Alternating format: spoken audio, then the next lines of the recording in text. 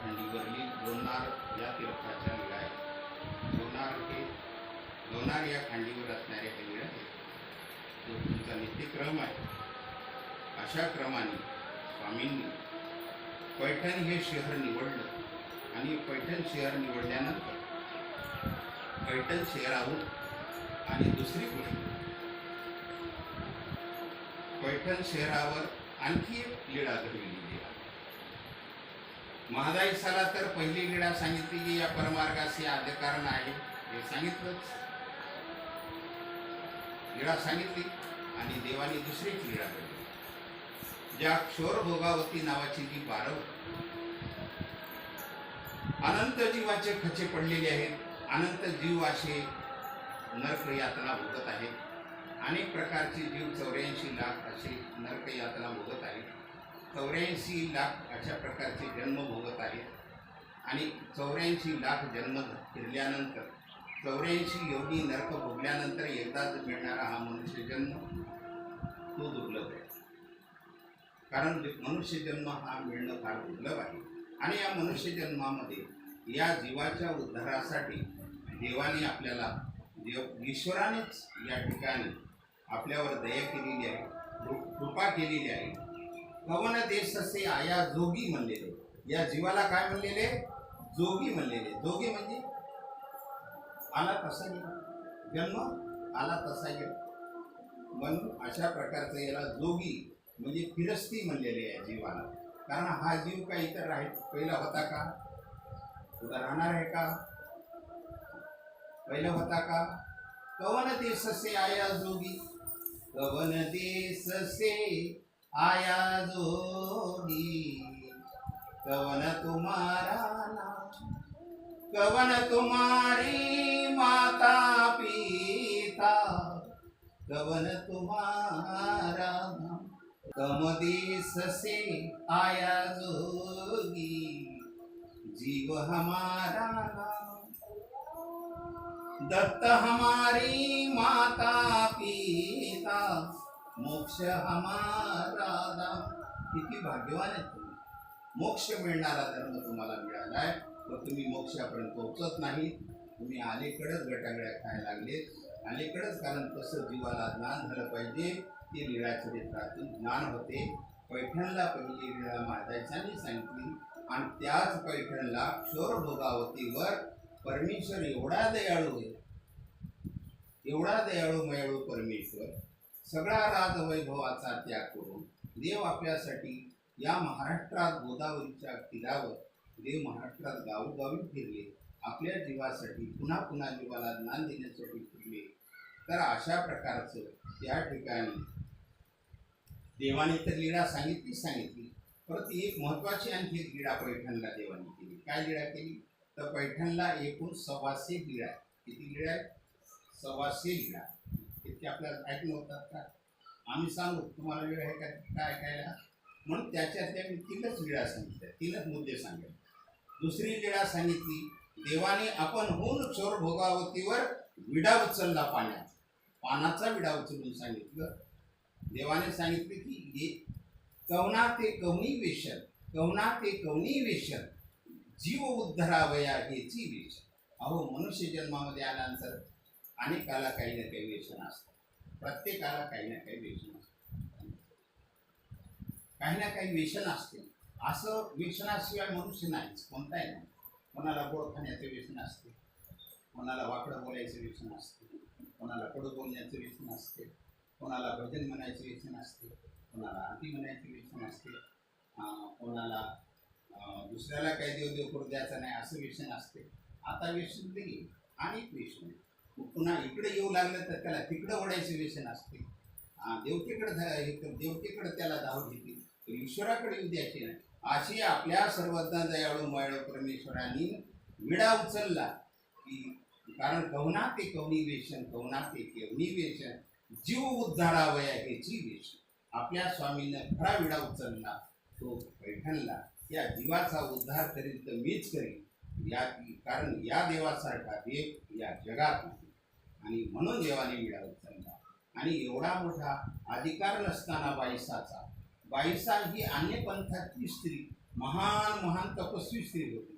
तिच्या हाताखाली कितीतरी तिच्या ठिकाणी शिष्य परिवार तिच्या हाताखाली मोर्चल परचल घेऊन वारा घालत अशा तिच्या हाताखाली तिच्या मागे पडणाऱ्या शिष्य असणाऱ्या, तिला उंच 11 पायऱ्याच्या आसनावर बसवून तिची पूजा करणाऱ्या अशा खूप जणी साधवी. आणि एवढी अन्नपंथाची, एवढी म्हणजे तिनं अन्न कधी घेतलं नाही.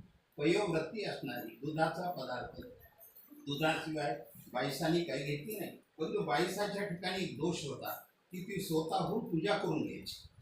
पूजा करून घ्यायची सर्वांकडून. 12-11 पायऱ्याच्या आसनावर बसायची, पूजा करून घ्यायची. मोर्चल परचल अशी इकडं तिकडे तिच्या हाताखाली दासी पडदासी लोकसेविका सगळ्या राहायच्या. आणि अशा पद्धतीने तिने पूजा करते वेळ पण स्वामी होऊन तिच्या घरात चक्रधर स्वामी होऊन घरला गेले. एवढी. आणि तिथं गेल्यानंतर देवाला जागा कुठं असायची बसायला, कोणी देवाकडे बघायचं नाही. देव आले तरी वाड्यात कोणी बघायचं नाही. ती जाता येता लोक पाय पुसतात. शेवटी तिथंच जागा राहायची. आणि स्वामी काहीतरी त्या बाईसाचं काहीतरी कर्मनाश करण्यासाठी स्वामी 3 दिवस त्या पायपुसणीवर बसले. कुठं बसले? तिची महापूजा चालायची. महापूजा माहिती आहे, आनंद संप्रदायाच्या लोकांना कळते काय महापूजा. खंडीची असते, 2 खंडीची असते, 12 खंडीची असते. होय, इथं आपल्याला वास्तूला किती राशी मांडायचे हे सुद्धा आपण 3दा विचार करतो, किती मांडावं किती नाही, किती मांडावं. तर त्या ठिकाणी जी बाईसाची तिची त्या ठिकाणी पूजन झालायचं. स्वामी 3 होऊन ती 2 दिवस तिच्या घरा गेले, पण तिनं देवाकडे सुद्धा पाहिलं नाही.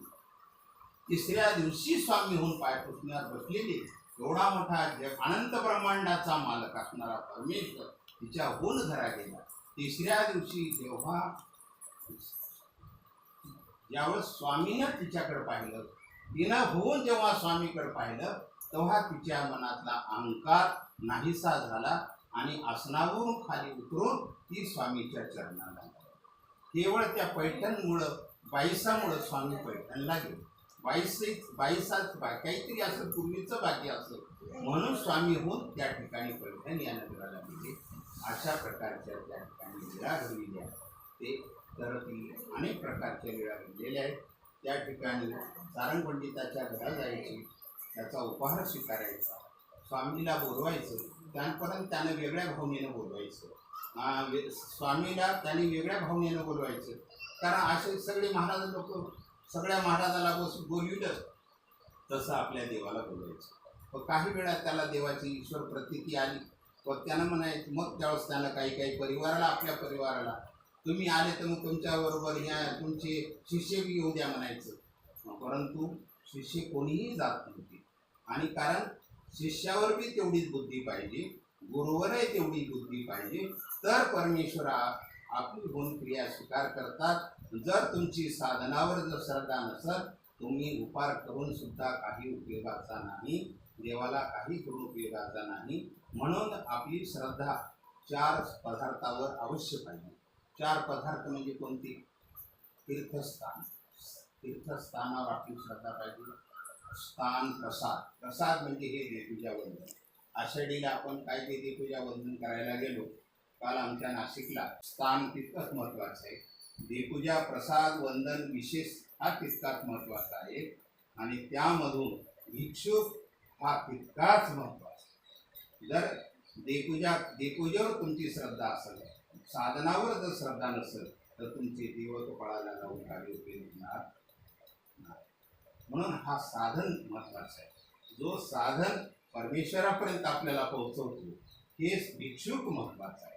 आणि भिक्षुक जसा तितकाच आहे, म्हणून आपल्या पंथामध्ये नामधारक सुद्धा तितक्याच किमतीचा आहे.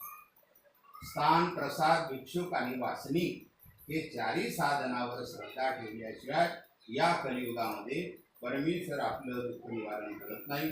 परमेश्वर त्या ठिकाणी आपल्याला या भवमय संसारातून सोडवित नाही. या भवमय संसारातून सोडविण्यासाठी देवानं सांगितलं, संसार संगी बहुसीन लोणी. देवाला एकच म्हणायचं, प्रार्थना करायची.